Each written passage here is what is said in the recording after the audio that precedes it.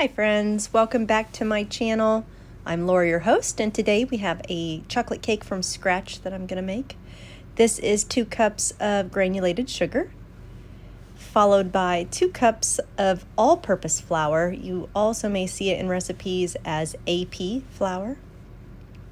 And then we're going to use a high-quality cocoa powder, unsweetened. This is 3/4 cup. I use a special dark kind. You don't have to sift it first. And then next we're gonna put in our salt. You can use any kind of salt. This is a pink Himalayan sea salt, ground up of course, and that is 1 teaspoon. I also have both baking powder and baking soda in this little bowl. It's 2 teaspoons of baking powder and 1.5 teaspoons of baking soda. Now that I have all my dry ingredients together, I'm going to lower my mixer, give it a little bit of a mix just to help incorporate those dry ingredients. In the end, it makes things mix up a little easier. And then I'm going to also do just a little bit of hand mixing, get all that extra flour off the bottom.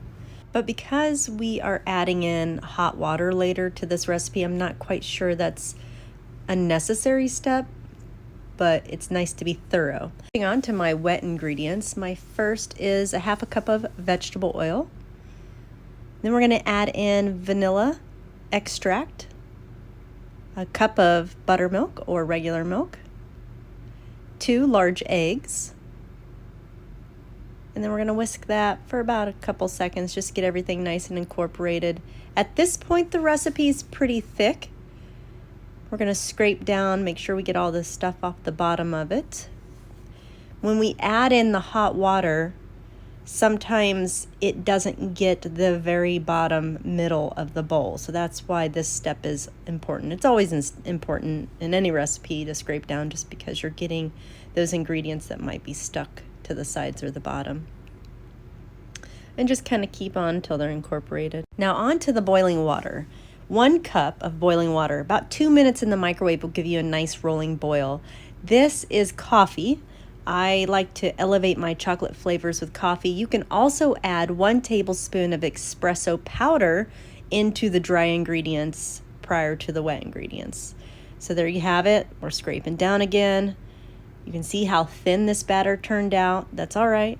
Kind of freaks you out at first when you see it, but it's going to create a texture that's light and fluffy. Also adding in extra air to this batter, which we're going to do here in a second. When we lower the beater again, we're going to put it on high for 1 minute.